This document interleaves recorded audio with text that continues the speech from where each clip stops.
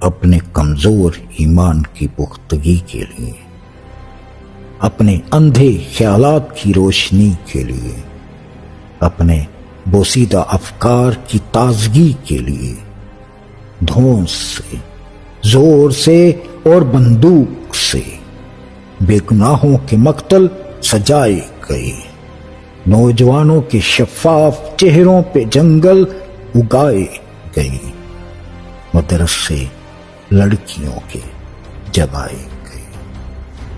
اب انہیں زندہ درگور کرنے کا ایک مرحلہ اور ہے، امن کا، پیار کا، بھائی چارے کا، اخلاص کا اور تحمل کا۔ زخمی پرندہ آج بندوق کی نالیوں میں پڑا سو رہا ہے، تذکرہ صرف ایمان کا ہو رہا ہے۔